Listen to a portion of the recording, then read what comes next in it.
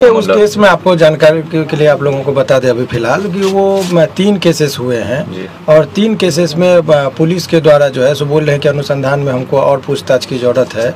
तो 7 दिन का जुडिशियल रिमांड को माना गया था, लेकिन जज साहब बहुत मशक्क़त के बाद चूँकि कुछ चीज़ को कोर्ट के सामने रखी गई तो 24 घंटा के लिए इनको रिमांड पर दिया गया है। 24 घंटा के लिए, इससे ज़्यादा का बात अभी चूँकि मेरिट पर केस पर जब देखा जाएगा तो कुछ धाराएँ ऐसी है जो देखने से पता चलता है कि वो धारा आईपीसी में है ही नहीं। ऐसे धाराओं का भी इम्पोजिशन हुआ है तो सब भी न्यायालय के समक्ष संज्ञान में आया, जिस पर न्यायालय ने करीब थोड़ा सा तेवर जो है सो उस पर अपना रखे कि ये कुछ धारा ऐसे है। तो यही निर्देश स्पेशली दिया गया कि आप जो भी नियम पालन है, टॉर्चर नहीं करेंगे, मारपीट नहीं करेंगे, ये सब कहते हुए न्यायालय ने उनको। सर, सूचना ऐसी बाहर निकल के आ रही कि जो तमिलनाडु पुलिस है वो ट्रांजिट रिमांड पे ले जाएगी। अगर ले जाएगी अभी तमिलनाडु पुलिस की जो भी बात है, अभी इस केस में मनीष कश्यप जी के संबंध में सब मनगढ़ंत बात है।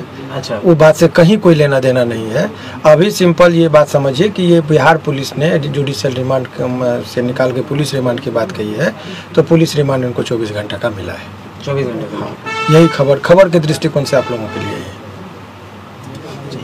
है। मनीष कश्यप की गलती क्या है सर? अब गलत और सही का निर्णय तो न्यायालय देते हैं, इस पर हम लोग अपराध क्या है सर? अपराध वगैरह के बारे में इन पर जो एलिगेशन है कि इनके द्वारा एलिगेशन यही है कि कुछ ऐसे वीडियो को उन्होंने शेयर किया जिससे ये हुआ, तो यही सब चीज़ है और कोई बात नहीं है। तो उस पर हम लोग का कुछ नहीं, इनका जुडिशियल रिमांड का बात था, वही बात उस पर। जुडिशियल रिमांड मांगते वक्त क्या कुछ कह रही थी, किस बेसिस पे मांग रही थी? उनका यही कहना है कि अनुसंधान पूरा नहीं हुआ है, इसमें कुछ पूछताछ और फर्दर 24 घंटा में वो नहीं हुआ है, तो 24 घंटा का जो है सो इनको और फर्दर टाइम चाहिए। 167 जो है सीआरपीसी उस धारा के अंतर्गत इन्होंने कहा है और माननीय न्यायालय ने उनको जो है सो स्वीकार अभी 24 घंटा के लिए किया है। इतना ही चीज़। सर, मनीष कश्यप ने अपना गुनाह कबूल कर लिया? ये सब बातें जो है सो कन्फेशनल स्टेटमेंट की बातें कही जा रही है, लेकिन इस तरह की कोई बात अभी नहीं है, कोई गुनाह नहीं है।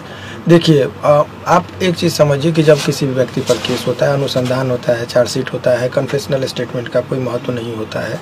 सीआरपीसी की इंडियन एविडेंस एक्ट का जो है उसमें एक चीज़ समझिए कि कन्फेशन बिफोर द पुलिस, उसका कोई महत्व नहीं। तो कुछ कन्फेशनल स्टेटमेंट वो भी मनीष कश्यप ने अन्य लोगों की बातें कही जा रही है, लेकिन इनके द्वारा नहीं है। तो वो सब तमाम तरह का चीज़ है, जब वो चार्जशीट जमा होगा तब आप लोगों के लिए होगा। अभी फ़िलहाल यही समझिए कि जुडिशियल रिमांड, हालांकि वो चूँकि ये पूरा केस ही जुडिशियल रिमांड का जो क्वेरी था, जज साहब का ये कहना था कि ये होल केस डॉक्यूमेंट्स पर आधारित है, वो जुडिशियल रिमांड की ज़रूरत कहाँ पड़ती है, वो एक आप जानना चाहेंगे। हमने जुडिशियल रिमांड वो गलत टर्म का दिया, पुलिस रिमांड की बात हो रही है। तो पुलिस रिमांड का जरूरत तब होता है जब कोई अनुसंधान में फर्दर पूछताछ की ज़रूरत है। मान लीजिए किसी को किसी ने हत्या कर दी, और हत्या करने के बाद लाश को कहीं छुपा के रखा। अब वो व्यक्ति को गिरफ्तार हुआ, 24 घंटा में पता नहीं चल रहा है लाश वगैरह का। माने एक उदाहरण मैं दे रहा हूँ। ऐसे विकट परिस्थिति में लोग कहता है कि कुछ और रहेगा तो हमको कुछ साक्ष्य संग्रह हो जाएगा। इस केस में डॉक्यूमेंट्स पर आधारित केस है, सारा चीज़ एलिगेशन डॉक्यूमेंट्स पर है। यही है कि इन्होंने कुछ वीडियो वायरल किया जिससे 2 राज्यों के बीच में तनावपूर्ण स्थिति हुई, ये एलिगेशन है। तो वो डॉक्यूमेंट्स है, वो सारा चीज़ ऑन रिकॉर्ड है। तो वो चीज़ का जो है सो 7 दिन का जुडिशियल रिमांड, इसीलिए जज साहब ने उनके रिमांड का जो था, उनका पुलिस रिमांड की बात जो कही जा रही थी, उनको उन्होंने इनकार करते हुए कहा कि नहीं, तो बहुत ज़्यादा मशक्क़त के बाद 24 घंटे के लिए उनको दिया गया। अगर मनीष कश्यप को सजा होती है तो कितनी उम्र? सजा की बात अभी छोड़िए, वो सब ट्रायल में होगा। अभी आप लोगों के लिए खबर ये है कि पुलिस कस्टडी जो होता है वो थोड़ा लोगों के मन में डर होता है, टॉर्चरिंग का एक डर रहता है।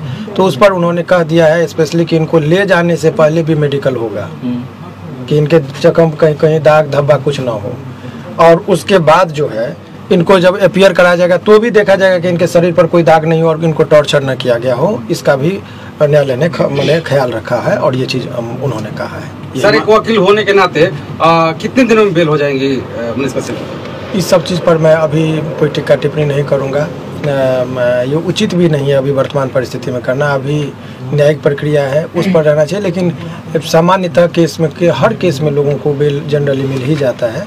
तो यदि आपने कहा तो इसमें चूँकि लोअर कोर्ट में बेल नहीं मिलती है तो सेशन में लोग जाते हैं, सेशन में नहीं मिलेगा तो हाई कोर्ट में मिलता है। तो हाई कोर्ट तक आते आते उम्मीद की जाती है कि ऐसे प्रकरण में बेल मिल ही जाते हैं सामान्यतः। तो यदि हाई कोर्ट में नंबर में आने में 2.5-3 महीना लगता है तो ऐसे प्रक्रिया में 4-5 महीना का उम्मीद 4-5 महीना जो है सो प्रक्रियात्मक जो है सो लग ही जाता है। जो सामान्य अन्य केसों की बात मैं कर रहा हूँ, इस केस की बात नहीं। इस केस में भी यदि वही प्रक्रिया में आए तो होगा।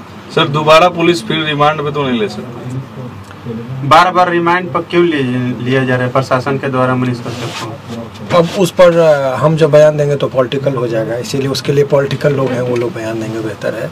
वो जो भी चीज़ है आप समझिए, पुलिस कह रही है कि हमारे पास रिक्वायरमेंट है, कानूनी रूप में यही कह रही है, लेकिन वो राजनीतिक रूप क्या है तो वो तो राजनीतिक पार्टी वाले लोग अपना बयान देंगे, आप उन लोगों से बयान लीजिए। मनीष कश्यप पर कौन कौन सा धारा लगा हुआ है?